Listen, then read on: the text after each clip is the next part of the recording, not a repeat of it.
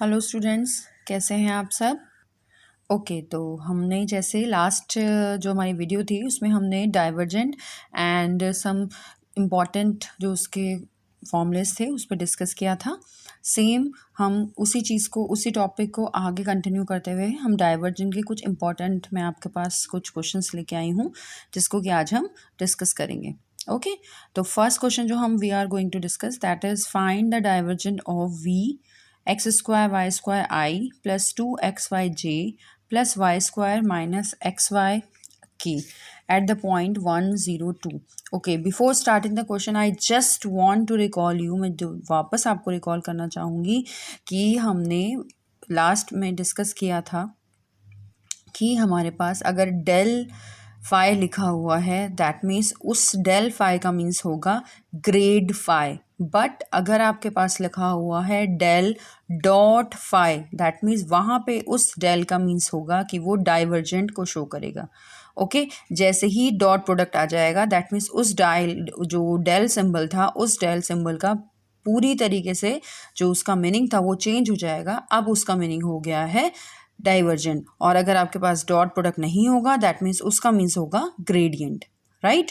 Okay, तो जैसे कि क्वेश्चन बता रहा है आपके पास v की वैल्यू आपके पास एक्स वाई जेड के टर्म्स में गिवन है, ये एक पूरी एक वैल्यू गिवन है और आपको इस पॉइंट पे डाइवर्जेंट बताना है। इट्स वेरी इजी, जैसा कि वो बता रहा है। तो हम इजी टू हाई क्वेश्चन में जाएंगे, इजी टू टफ क्वेश्चन की तरफ हम जाएंगे।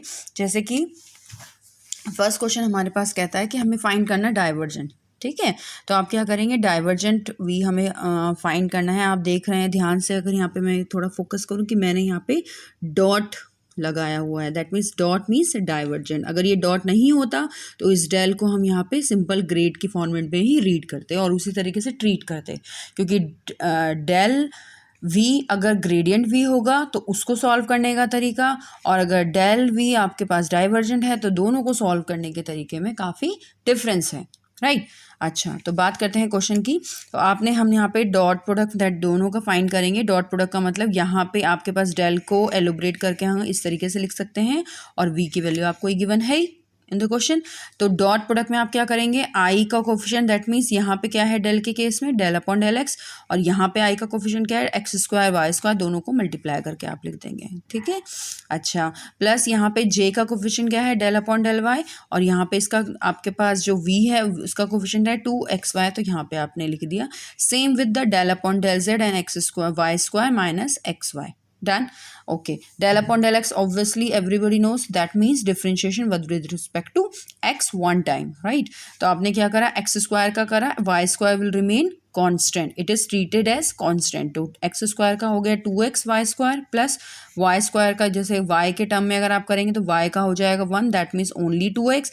z का करेंगे आप यहाँ पे तो there is no any term of z, neither y square nor xy, right. That means इस पूरे टर्म का हो जाएगा, ये पूरी टर्म जो होगी it will treated like a constant, और कांस्टेंट का आपके पास डेल अपॉन डेल जेड क्या होगा 0।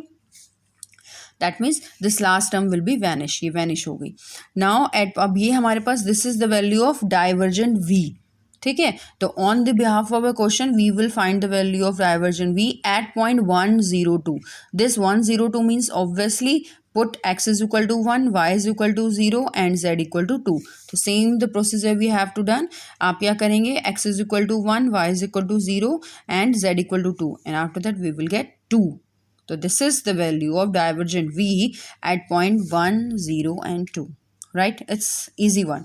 ओके, अब देखिए थोड़ी सी मैं कॉम्प्लेक्सिटी बढ़ाती जा रही हूँ। यहाँ पे मैंने कॉम्प्लेक्सिटी का मीन्स आपके पास सारा का सारा प्रोसीजर वही है, बट जस्ट बिकॉज कि आपको क्या करना है, थोड़ा सा जो आपके पास डिफ्रेंशिएशन हो जाएगा वो थोड़ा सा वेरिएट करेगा क्वेश्चन टू क्वेश्चन, और इसी को मैं कॉम्प्लेक्सिटी का बता रही हूँ आपको कि आप लो से हाई की तरफ जा रहे हैं। दैट मीन्स आप जैसे जैसे हम हाई की तरफ मूव करेंगे हमारे पास जो डिफ्रेंशिएशन होगा वो थोड़ा little bit more complex, right.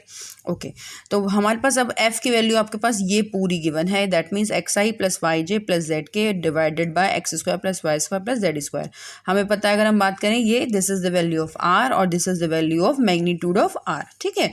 अब इसकी इस केस में जब when a value of F आपके पास ये गिवन है तो आपको वैल्यू फाइंड करनी है डाइवर्जेंट एफ की, राइट। ओके हमने डाइवर्जेंट वैल्यू एफ इस तरीके से बतानी है, तो हमारे पास दैट मीन्स डेल को आप एलोबरेट करके लिख देंगे और एफ की वैल्यू आपको गिवन है ही। अब आप क्या करेंगे, सेम जैसे हमने पिछली बार किया कि आप आई का जो पूरा कोफिशिएंट है और आई का कोफिशिएंट यहाँ पे है, दोनों को आप क्या कर देंगे, मल्टीप्लाई के फॉर्मेट में कर देंगे with respect to x first के केस में, ऐसे ही वाई के और ऐसे ही जेड के, ठीक है। अब देखिए मैं आप यहाँ पे del upon del x upon under root of x square plus Y square plus Z square, complexity will just high in comparison to previous one, थोड़ी सी हाई हो गई है विद लास्ट क्वेश्चन के कंपैरिजन में। Plus del upon del y upon under root x square plus Y square plus Z square plus del upon del z upon under root x square plus Y square Z square. आप notice कर ही रहे होंगे कि थोड़ा सा यहाँ पे little bit tough हो गया है, ठीक है।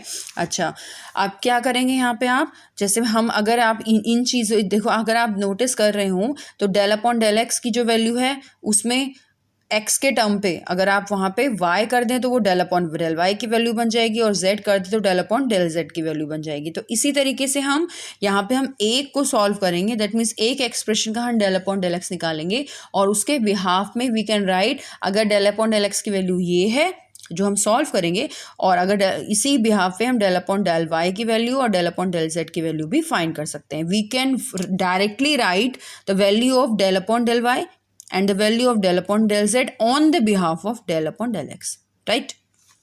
ओके तो हम फाइंड करते हैं डेल अपॉन डेल एक्स की वैल्यू क्या है। ऑब्वियसली ये डिनोमिनेटर और न्यूमरेटर वाला पोर्शन है, फ्रैक्शन पार्ट आपको गिवन है, ए अपॉन बी कह लीजिए, फर्स्ट अपॉन सेकंड कह लीजिए, तो same formula will apply hair.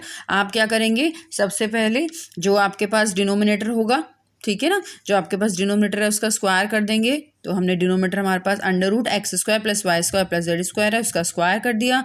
Now जो क्वेश्चन फॉर्मूला है आपके पास, डिनोमिनेटर विल रिमेन सेम और आप किसका करेंगे, न्यूमरेटर का। न्यूमरेटर आपके पास एक्स था, तो जब 1 टाइम एक्स का डिफ्रेंशिएशन होगा तो वो हो जाएगा 1, okay, minus as it is.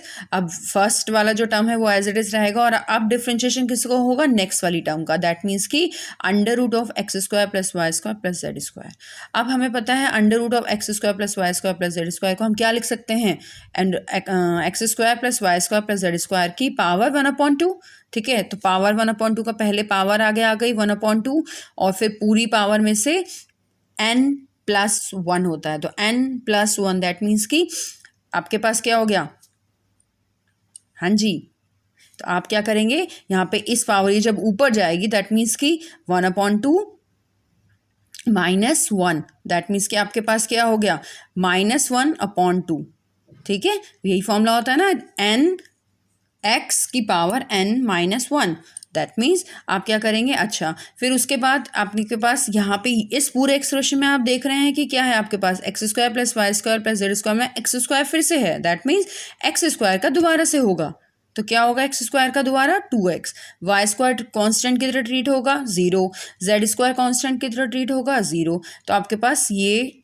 सिर्फ 2x हो गया। यहाँ पे आप देख रहे हैं कि 2 से इस 2 को मैं कैंसिल कर सकती हूँ, इस एक्स स्क्वायर की एक्स स्क्वायर से मल्टीप्लाई कर सकती हूँ, तो एक्स स्क्वायर बन गया। नेक्स्ट लाइन में ये term as it is, x और एक्स को मल्टीप्लाई करके एक्स स्क्वायर कर दिया, ये वाली term remain same divided by same as it is.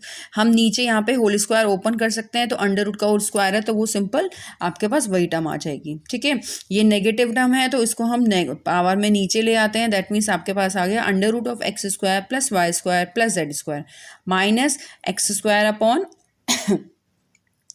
Under root of x square plus Y square plus Z square और डिवाइड में आपके पास जो ये होल स्क्वायर था वो ओपन हो गया, दैट मीन्स कि अंडर रूट आपका यहाँ से हट गया। ओके आगे देखें इसी चीज़ को,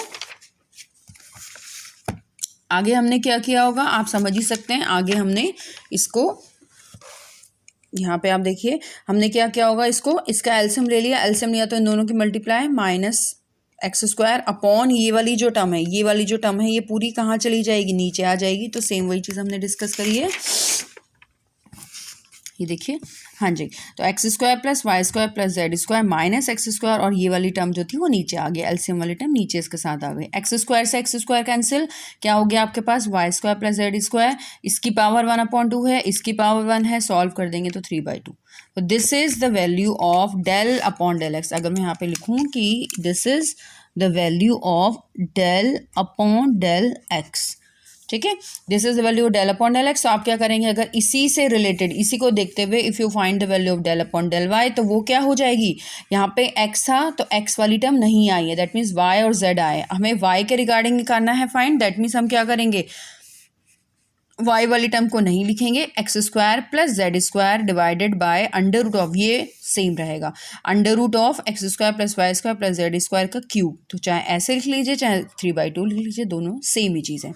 इसी ब्याह पे हमने जेड की वैल्यू भी फाइंड कर ली। ओके, जेड की वैल्यू फाइंड कर ली। अब इन वैल्यूज़ को हमारे पास एक्सप्रेशन था लास्ट एक्सप्रेशन, वहाँ पे पुट किया तो ये तीनों चीज़ें प्लस हो गई। तो आप देख रहे हो कि इसमें तीनों टर्म्स में आपके पास जो इनके डिनोमिनेटर हैं वो तीनों कॉमन है तो हमने इसको कॉमन ले लिया। अंदर आपके पास क्या रहा, Y square plus Z square plus X square plus Z square plus X square plus Y square, तीनों दो टू टू टू टू, आपके पास 2 कॉमन लेके X square plus Y square plus Z square आ गया 2, और ये वाली जो टर्म है यही सेम टर्म है, आपस में इन दोनों को सॉल्व कर दिया, that means 2 upon under root of x square plus Y square plus Z square. ठीक है, तो that is the value of divergent F. Okay, तो I hope it's not a tough question, it's just little bit, इसकी जो complexity है with respect to आपका differentiation की वो थोड़ी थोड़ी हाई होती चली जाएगी। ठीक है, ओके, तो मूव करते हैं अब थर्ड क्वेश्चन की तरफ। तो देखिए थर्ड क्वेश्चन में आपको कहा गया है कि अब देखिए यहाँ पे आप जरा ध्यान से इस चीज़ को देखिएगा। ठीक है, ये आपको कहा गया, ये आपका क्या होगा, यहाँ पे जरा आप मुझे देख के बता सकते हैं। यहाँ पे मैंने यहाँ पे क्या लगाया है, बीच में डॉट लगाया है, तो डेल ऑफ आर, ये भी डेल है ये भी डेल है, is that clear, I told कि ये भी डेल है और ये भी डेल है। यहाँ पे 1 अपॉन आर का क्यूब, और आपको सॉल्व करके लाना है यहाँ पे क्या, 3 की पावर -4। ठीक है, तो हम ऑब्वियसली मैथ्स में हम इनर ब्रैकेट से स्टार्ट करते हैं, तो सबसे पहले हम इस वैल्यू को निकालेंगे। ठीक है, मैं यहाँ पे अंडरलाइन कर देती हूँ तो आपको क्लियर हो जाएगा। सबसे पहले हम इस वैल्यू को निकालेंगे, फिर जो वैल्यू इसकी निकल के आएगी उसमें हम आर की मल्टीप्लाई करेंगे, और फिर जो टोटल निकल के आएगा उसका भी हम क्या फाइंड करेंगे, यहाँ पे डाइवर्जेंट। तो इस तरीके से हम इस क्वेश्चन को आगे कंटिन्यू करेंगे। अच्छा, तो हमने सबसे पहले इनर पार्ट को यूज़ किया, हमने यहाँ पे डेल की वैल्यू निकाली 1 अपॉन आर क्यूब, तो डेल की वैल्यू को एलिब्रेट कर दिया, और आर को हमने 1 अपॉन आर स्क्वायर क्यूब को हमने आर की पावर -क्यूब लिख दिया। इस तरीके से ये तीनों के पास चला जाएगा। जब तीनों के पास जाएगा दैट मीन्स कि आपके पास क्या हो जाएगा, यहाँ पे आई के रिस्पेक्ट में जब आप इसे करेंगे तो क्या हो जाएगा, -3, दैट मीन्स कि सेम वही आपके पास एक्स की पावर n का फॉर्मूला अप्लाई होगा। एक्स की पावर n मतलब कि n एक्स की पावर n-1, तो n आपके पास -3 r और n-1, दैट मीन्स कि -3 -1 और r का वापस हो गया तो del are upon del x. Same as it is आप देखेंगे यहाँ पे वापस हम सेम यहाँ पे del are upon del x की जगह y के रिस्पेक्ट में करेंगे तो आगे वाली टर्म तो वैसे ही रहेगी, और del are upon del x के साथ साथ ये j के केस में क्या आ जाएगा, del upon del y, z के केस में क्या आ जाएगा, del are upon del z। आगे वाली टर्म आप देख रहे हैं तीनों में कॉमन है। ठीक है, तो चाहे नेक्स्ट लाइन में हम इसी आगे वाली जो हमारी टर्म आई है इसको हमने कॉमन ले लिया, तो अंदर आपके पास क्या रह गया, I del are upon del X plus J del are upon del Y plus K del are upon del Z, ये वाली टर्म। अच्छा, अब हमें पता होता है क्लास कि हमें ये del are upon del x की वैल्यू हमने कई क्वेश्चंस में निकाली है, हमें यहाँ पे वापस आपको डायरेक्टली करके भी बता सकती थी, लेकिन मैंने फिर भी इसको एलोब्रेट किया है यहाँ पे, क्योंकि अगर आपको याद हो हमने del are upon del x की value, del are upon del Y की वैल्यू और del are upon del Z की वैल्यू कई क्वेश्चंस में फाइंड करी है। ठीक है, इसी तरीके से जैसे मैंने यहाँ पे फाइंड करी है। ठीक है, आप डायरेक्टली इसे नहीं लिखेंगे, आप इसको एलोब्रेट करके ही बताएंगे अपने क्वेश्चन में भी। तो del are upon del x की वैल्यू एक्स अपॉन आर आ गई, इसको मैं कई बार डिस्कस कर चुकी हूँ कैसे आई है, आप देख ही रहे हैं यहाँ पे डेल आर इसी के बिहाफ पे जब del are upon del x की value x upon are I है तो उसी के बिहाफ पे हम लिख सकते हैं del are upon del Y की वैल्यू वाई अपॉन आर होगी और del are upon del Z की वैल्यू जेड अपॉन आर होगी। ये तीनों वैल्यू आप ऑब्वियसली यहाँ पुट कर देंगे। यहाँ पे जब आपने पुट करा उसके बाद आपको मिल गया x upon are i, y upon r j और जेड अपॉन आर के। ठीक है, आपको वापस यहाँ दिख रहा है कि 1 अपॉन आर कॉमन है, 1 अपॉन आर हमने बाहर ले लिया तो अंदर आ गया x I plus Y J plus Z के। ठीक है, अच्छा उसके बाद हमने ये आपस में सॉल्व हो जाएंगे तो 3 आर की पावर -5 और अंदर वाली टर्म एज इट इज़ रह गई है। ठीक है, अब आप चाहें तो ये वाली टर्म को आप आर भी लिख सकते हैं।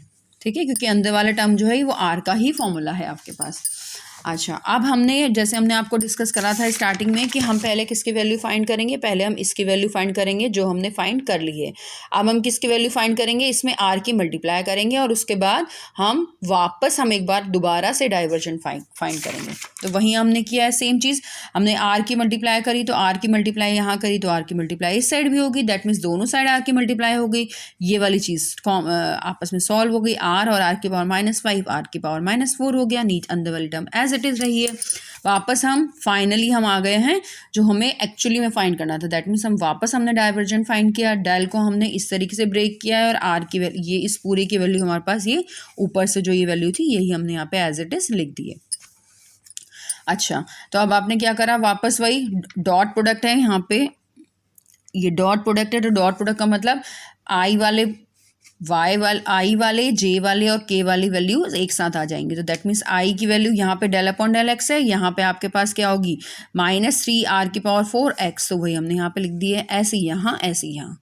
ठीक है, अच्छा उसके बाद क्या क्या है, यहाँ पे आप दिख रहे हैं कि -3 कांस्टेंट है, बाहर ले सकते हैं हम इसे। यहाँ पे दो वैल्यूज हैं, दैट मीन्स 1 और 2, दैट मीन्स आप क्या करेंगे, फर्स्ट इंटू सेकेंड का फॉर्मूला, डिफरेंशिएशन के फर्स्ट इंटू सेकेंड का फॉर्मूला अप्लाई करेंगे। First D upon D X second plus second और D upon D X first, तो वही चीज़ हमने अप्लाई करी है यहाँ पे।